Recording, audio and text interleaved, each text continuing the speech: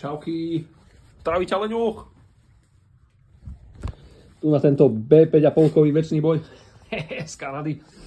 No, 1.9, 96 kW AVF je úplne podľa mňa jedno, aký kód motora tam bude. Skrátka, toto je 2001 a keď som si šteloval predstrek, pretože som chcel vedieť po dlhej dobe, ono sa to má nejakých 60 000, každých 60 000 sa to má spraviť a má sa to predštelovať. Tých videí je strašne veľa, potočíš motorom do určitej úrate, potom túto skrutku maticu povolíš a skrutkou ideš na doraz, vrátiš naspäť o XY stupňov, tak to urobíš na všetkých štyroch, za každým to musí mať to váhadlo svoju pozíciu.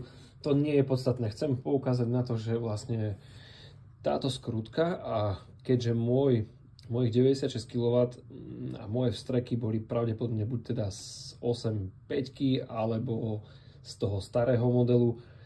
Tento systém, ktorý všetci viete kúpiť, neviem, či to bude úplne dokonale vidno,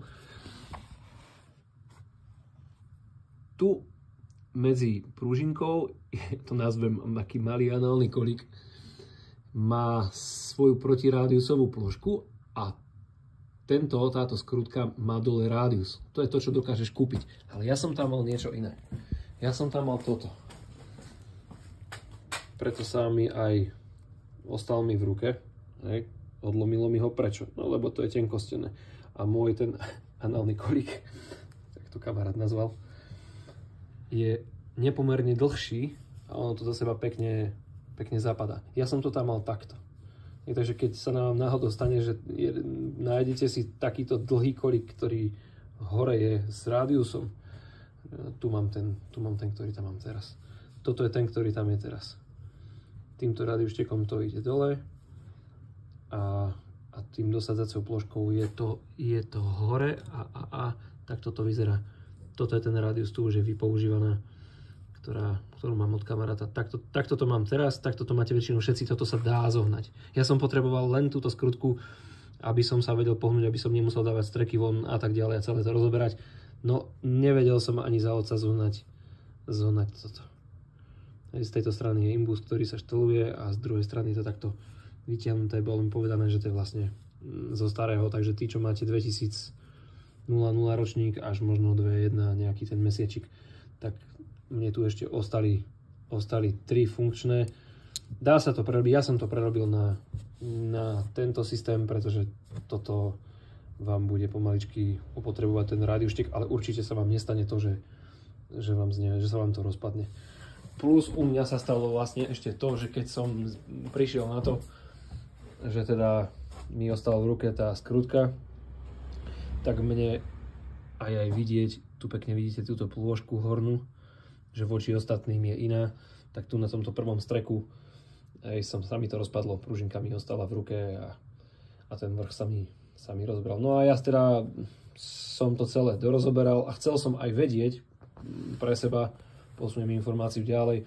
U mňa vyrovnávacia dávka na VCDS pre vstreky bola relatívne okolo 0,2, 0,03. Tieto mali takisto blízko 0, veľmi, veľmi dobre, iba štvrtý mal 0,5. No a keď sa mi stalo to, že mi z neho odhryzlo, nazvime to tak, hej, teda, že toto celé bolo poškodené, tak tieto dva sa potom dorovnávali, takže aj tu bolo 0,5 a už bolo počuť, keď som to vlastne prvýkrát prešteloval, na pohľad bolo vidno, že tento vršok bol inde ako tie ostatné.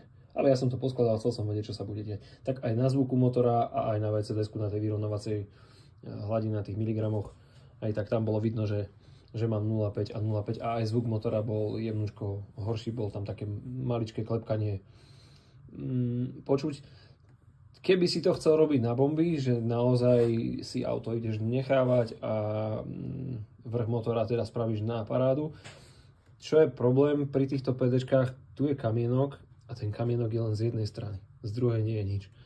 To znamená, že on nie je v rovine, ale ten strik tam proste má nejakú vôľu, je tam zatlačený do jednej strany. Tým pádom, keď som ho aj dal von, ostali mi otlačené na každom jednom. To sa určite stane aj vám. Rieši sa to vyvložkovaním hlavy, takže aby to bolo na parádu, oni tam dávajú, tuším, že buď bronz alebo med, teraz neviem, ale viem, že celú hlavu zhodiť dolu. No a potom asi zrejme by bolo dobre spraviť komplet repas, nech ti dajú aj nové ventily. Možno, že aj novú vačku, keď už si sa s tým hral, a samozrejme nestojí to málo peňazí. Ale keď to vieš potom skladať, tak to poskladáš na rakety. Ja som teraz veľmi zvedavý tým, že moje boli všetky 4 von, boli zanesené v Boši, mám od toho papiere, len 2 z nich pri plnej záťaži majú o 5%, proste ich neotvorí dopola. Takže ja som ich nedával repasovať, nechávam ich takéto a som veľmi zvedavý vlastne teraz, či mi bude tlačiť olej do nafty, tým, že tie sedielka na tej hlave tam nie sú úplne tak, ako by mali byť, že to už je vlastne vypoužívané, už je to zošúchané, alebo to tam bude sedieť. Takže ja to poskladám, nahodím veko, už je to preštelované a som veľmi zvedavý, ako sa to bude chovať. Hej, ak to bude tlačiť jedno z druhého alebo druhé z tretieho, tak to sa dá jednoducho zistiť. No a potom budem pravdepodobne asi nútený hlavu zhodiť dole a dať ho na to výložkovanie a aj na taký nejaký kompletný repas. Tak, odo mňa zatiaľ je to vsio. Hádam, ti to niečo pomohlo, hádam, niečo dalo. Keď nie, nevadí. Dneska je piatoček. To znamená, že zajtra je sobota a potom za chvíľku už pondelok. Pekný pracovné nasadenie všetkým a nech sa vám darí pri tom.